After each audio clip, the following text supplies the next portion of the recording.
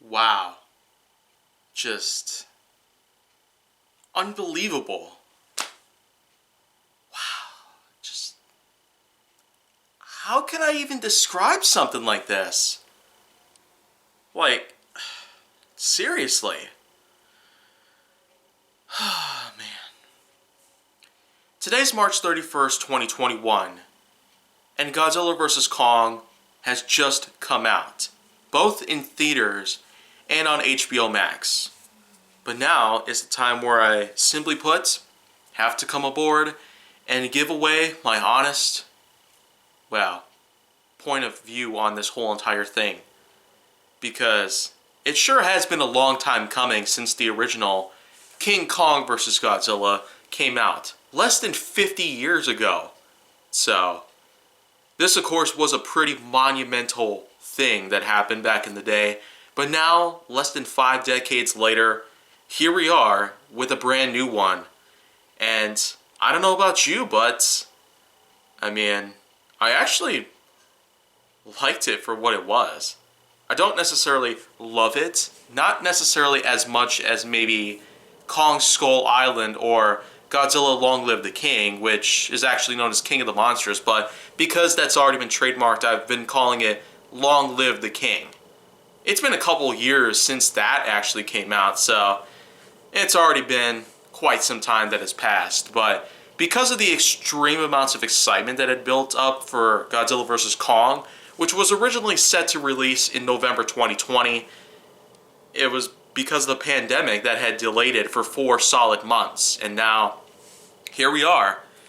It's March 31st, and well, I guess it's about time I give a hot take on this whole thing. To be honest, I can't really be sure how to actually rank this. I know I would give it maybe a rating that's somewhere in 8.0 to 9.0 maybe no higher than that. But I'm just unsure at this point. I only just saw it, so maybe I needed a little extra time to focus on that, but the main thing is that with something as important as this, it sure was kind of a disappointment to some. For one, to see full-on CG being applied to the characters. For King Kong and Godzilla, this wasn't as much of a deal because this was actually accomplished mostly by the usage of motion capture, which, if you don't remember, back in 2005, when King Kong was remade by Universal, that actually utilized motion capture, all thanks to the talent of Andy Serkis, which was also accomplished a few years prior with the Lord of the Rings trilogy.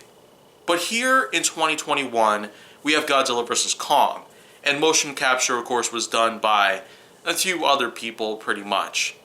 I have yet to do a bit more research on the whole entire thing, so I'm sorry if I can't really give away most knowledge about the whole entire thing. The big thing about this is the fact that you have yourself a lot of things to look out for. You got extremely fun, exciting action that takes place. You also got to have some pretty feasible dialogue that takes place. Whether if it's for the human cast or if it's for the monster cast, the interaction between different characters is pretty much going to allow for what we could possibly expect, and I'm kind of at a loss for words here. I'm getting teary-eyed at this point, mostly for joy, because, like I said, I really liked this. This sure was a long time coming to finally witness another battle between Godzilla and King Kong. The East and the West, Japan and America, fighting for, who's better in the world of the monsters.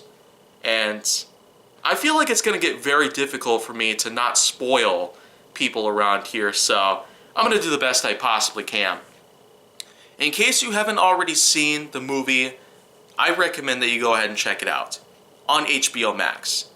Because, if you know right from wrong, I would recommend refusing to go to the theater.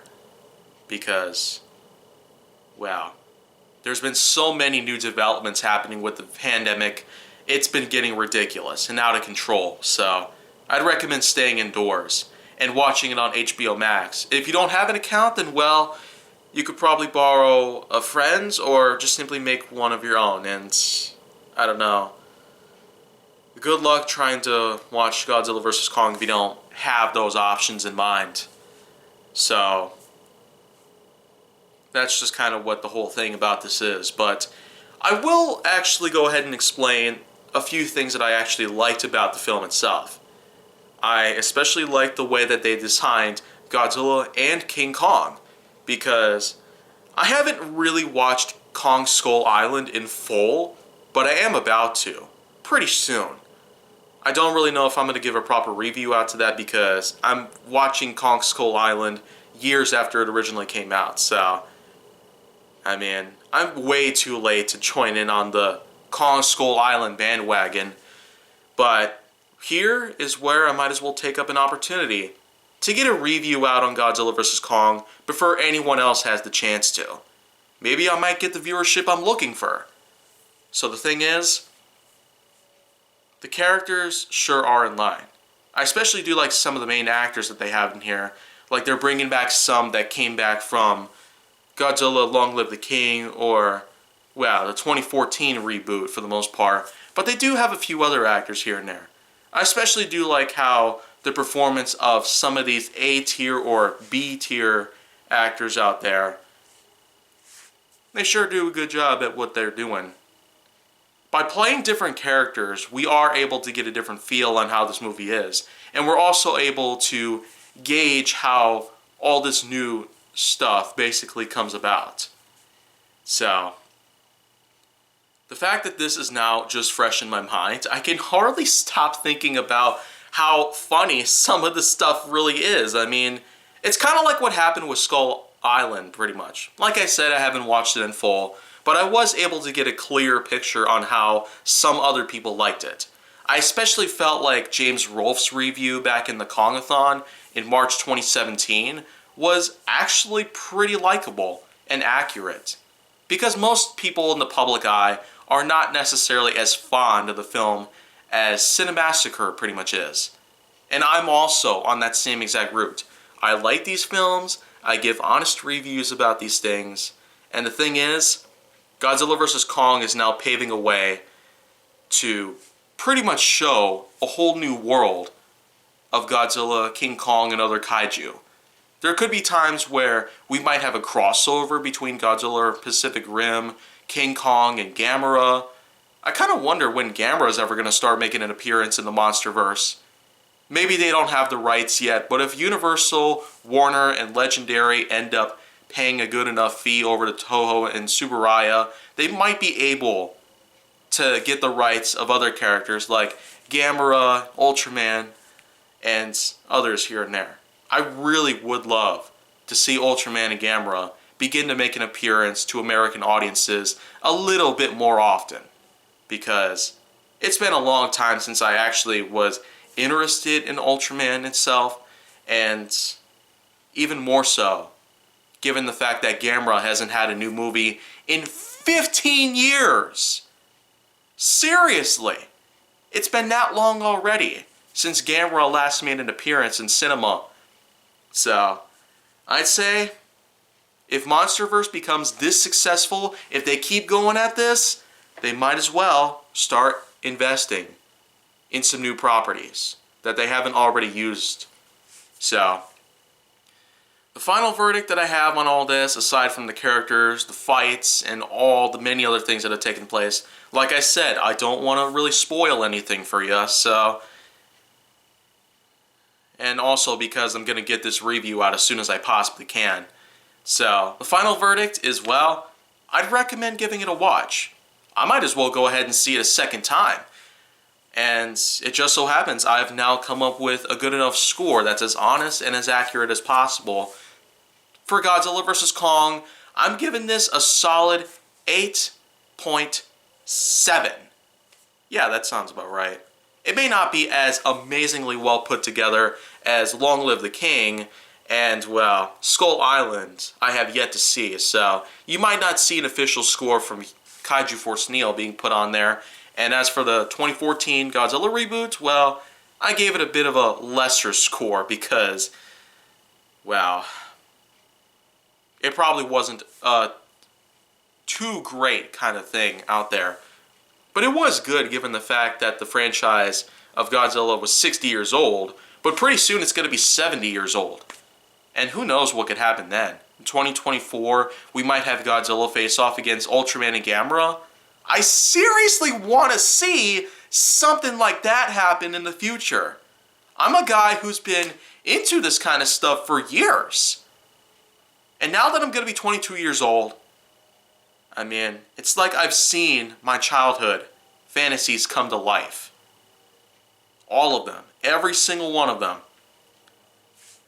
So now that Godzilla and King Kong have fought each other again, there's a good chance that we might have the MonsterVerse for a long, long time. So, 8.7 out of 10 I'm giving to this film. And, well, I'd recommend that you go see the movie for yourself if you basically want to see all the good stuff that happened. As well as, well, some not good stuff that happened that kind of hurt the score overall. So, 8.7 out of 10 for me. And, well, if I were to leave behind a good review on IMDb, well, I won't spoil that either. I won't spoil the film, I won't spoil, like, the credits and all that good stuff. Because it seems like we're getting more of those things now, end credit scenes. I even stuck around to look out for that, and apparently, well, it's quite a surprise. So, stick around for that if you're able to. Or probably just skip the credits like I have on HBO Max, just to see what happens at the very end. So, bottom line, Godzilla vs. Kong 2021 is a blast.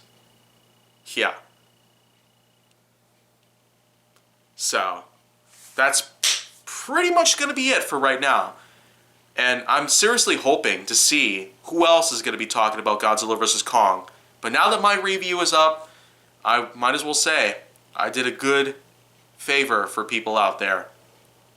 So, if you want to see more, go down to my channel. Make sure that you like, subscribe, comment, follow me on social media, and stay on the Hollywood side.